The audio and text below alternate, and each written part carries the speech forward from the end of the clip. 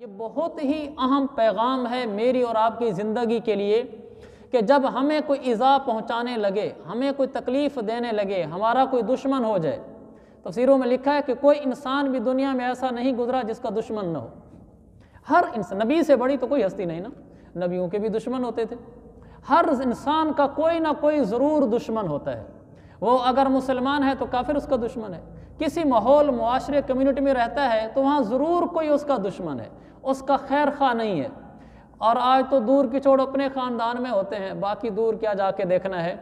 تو اللہ تعالیٰ یہاں یہ بتانا چاہتا ہے کہ اگر کوئی تمہیں ایذا دیتا ہے، تمہارے خلاف سخت بولتا ہے، منصوبے بناتا ہے، تمہیں تنگ کرتا ہے، تکلیف پہنچاتا ہے، تو کیا کرو؟ کہ دو کام کرو۔ ایک، اللہ تعالیٰ نے فرمایا فَاصْبِرْ، اور دوسرا فرمایا وَسَبِّحْ بِحَمْدِ رَبِّكَ۔ یہ دو کام کر لو، تمہارا میں کفیل ہو گیا، تمہیں میں کافی ہو گیا، پھر تم بے نیاز ہو جاؤ ان تانے دینے والوں سے، ان دشمنیاں تمہارے ساتھ کرنے والوں سے اور تمہارے خلاف منصوبے بنانے والوں سے، تم ان سے بے نیاز ہو جاؤ، پھر میں تمہارے ساتھ ہوں۔ دو کام کرو۔ ایک فرمایا فَاصْبِرْ عَلَىٰ مَا يَقُولُونَ، یہ جو کچھ آپ کو کہیں آپ ان پر صبر کریں، آپ برداشت کریں، آپ کچھ نہ کہیں۔ یہ ایک بہت بڑا پیغام ہے، لیکن ہم اس پر عمل سے عاری ہیں۔ ہمارے خلاف کوئی جملے کستا ہے، تانے دیتا ہے، خاندان میں یا معاشرے میں ہمارے خلاف باتیں چلاتا ہے، چغلیاں لگاتا ہے، ہمارے کاروبار کو نقصان پہنچانے کے لیے کوئی منصوبہ بندی کرتا ہے، رشتہ داروں میں ہمیں بدنام کرنے کے لیے ہمارے خلاف باتیں کرتا ہے، ہمارے ویک پوائنٹس ڈھونڈتا ہے، اور کسی نہ کس طریقے سے آدمی ہمارے پیچھے پڑے ہوئے ہیں کچھ لوگ۔ یہ ہر انسان کے ساتھ تقریباً ہر فیملی میں ایسا ہوتا ہے، ہر معاشرے میں ایسا ہوتا ہے۔ تو ایسے آدمی کو کیا کرنا چاہیے؟ اللہ نے فرمایا پہلا یہ کرو، اصبر علی ما یقولون، یہ جو کچھ کہتے ہیں تم نے آگے سے جواب نہیں دینا، تم نے آگے سے انتقام نہیں لینا، تم نے آگے سے رد عمل میں نہیں آنا، اس کا رد عمل نہ دینا۔ جو وہ کہتے ہیں سن لو۔ بیٹی پر الزام لگا دیا، ہم پر لگا دیا، ہمارے خلاف باتیں کر دیں، ہمارے کاروبار کے لیے کر دیں، ہمارے بیٹے کے خلاف باتیں کی، بیٹی کا رشتہ ہونے لگا تھا وہاں آڑے آ گئے، کہ چپ کر جاؤ، اصبر علی ما یقولون، صبر کرو۔ تو سوال پیدا ہوتا ہے اللہ کتنا صبر کریں، وہ تو بڑی حدیں گزر رہے ہیں۔ فرمایا علی ما یقولون، عربی گرامر کے لحاظ سے، کہ جتنا وہ تمہیں کہتے جائیں، عربی گرامر کے لحاظ سے اللہ نے فرمایا صبر کو بناؤ لکڑی، علی ما یقولون، اور ان کی باتوں کو بناؤ پانی۔ تو صبر کتنا کرنا ہے؟ اللہ نے فرمایا تمہارا صبر کی لکڑی وہ ان کی باتوں کے پانی کے اوپر رہے، اصبر علی ما یقولون، ان کی باتیں نیچے بمثل پانی کے، آپ کا صبر اوپر بمثل لکڑی کے۔ تو لکڑی کیا کہتی ہے؟ کب تک میں ٹھہری رہوں؟ پانی جتنا بڑھتا چلا جاتا ہے لکڑی اوپر ہوتی چلی جاتی ہے، پانی چھت تک پہنچ جائے لکڑی اوپر چلی جاتی ہے۔ لکڑی یہ نہیں کہتی بس ہو گئی ہے، بس اتنا ہی پانی میں برداشت کر سکتی تھی، اب میں اوپر نہیں جاتی، اب میں پانی سے لڑوں گی، کون سا پانی آتا ہے مجھے اوپر دھکے دینے والا، میں نہیں جاتی اوپر۔ لکڑی ایسے نہیں کہتی، پانی بڑھتا جائے لکڑی چڑھتی جاتی ہے۔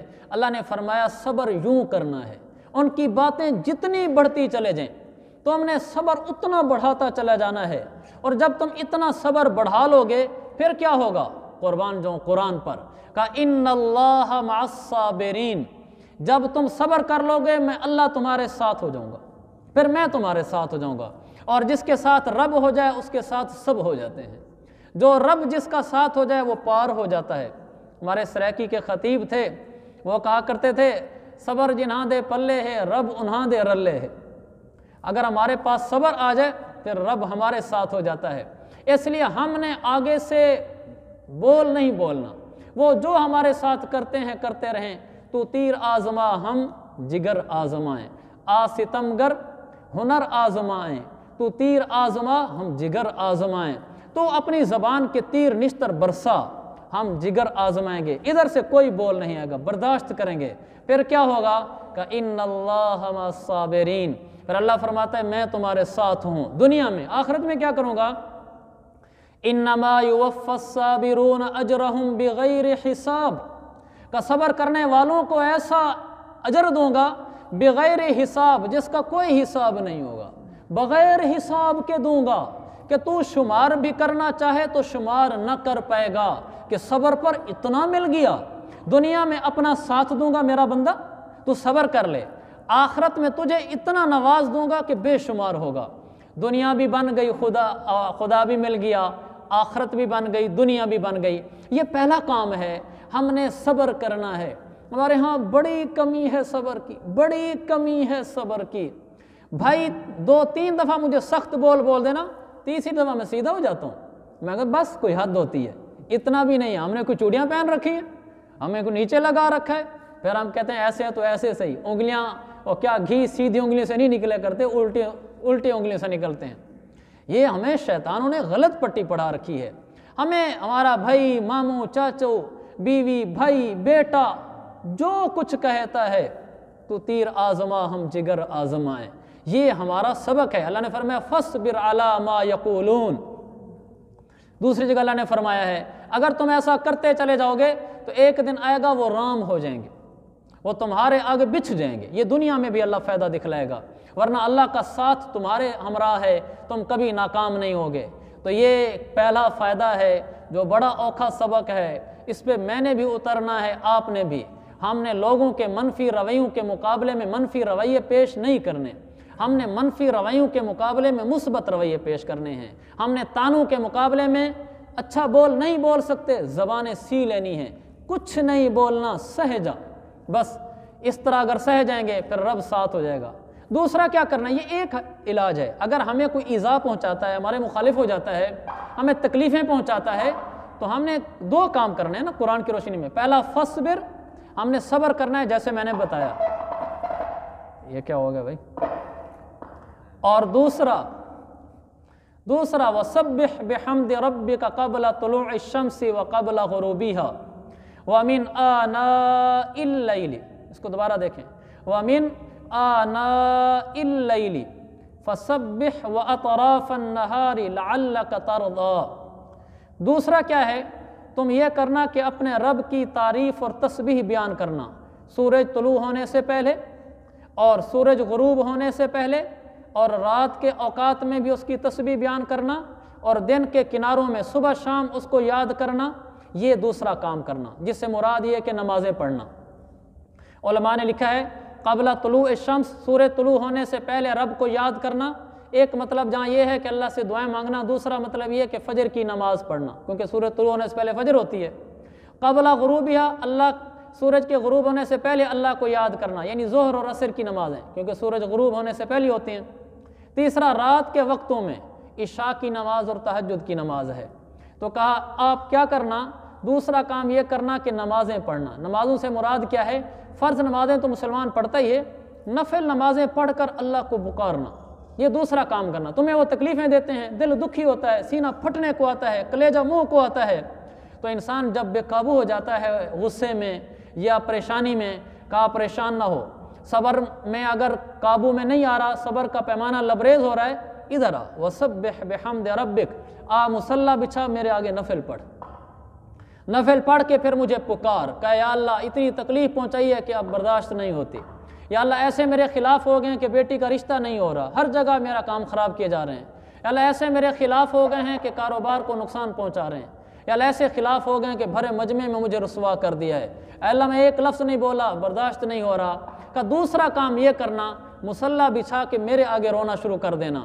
پھر کیا ہوگا، کہا لعلک ترضیٰ، پھر یہ ہوگا جب میں اس آیت پر پہنچا مجھے اول وہلے میں جھٹکا لگا، میں نے کہا یہاں اللہ نے ہمیں یہ کہا ہے کہ جب مشقت آئے تو صبر کرنا، نمازیں پڑھنا، دعائیں مانگنا، یہ آگے کہنا چاہیے تھا لعلک ارضیٰ، تاکہ میں خوش ہو جاؤں، جب تو میرے حکم مانے گا میں خوش ہو جاؤں گا۔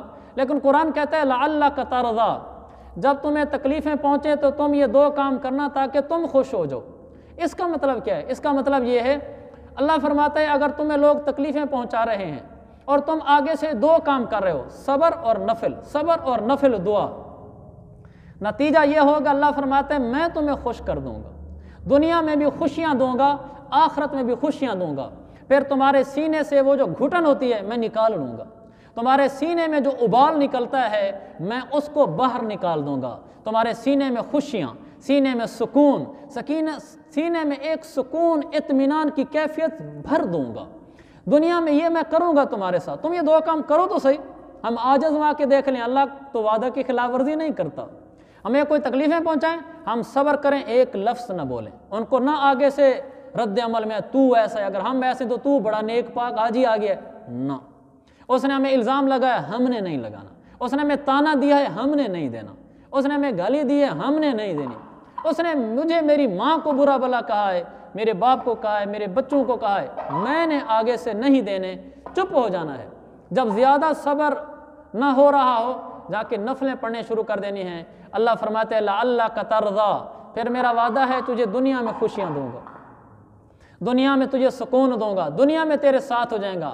وَلَعَلَّكَ تَرْضَىٰ، آخرت میں جب آئے گا تو مجھے رب ذوالجلال کا وعدہ ہے وہاں بھی تجھے خوشیاں دوں گا۔ کیا خوبصورت کلام ہے۔ عربی گرامر بھی بڑا فائدہ دیتی ہے۔ اللہ نے یہاں یہ نہیں فرمایا تاکہ تو خوش ہو جائے، کہاں؟ دنیا میں یا آخرت میں؟ بس اتنا کہا کہ خوش ہو جائے، جہاں تو چاہے گا وہیں خوش ہو جائے۔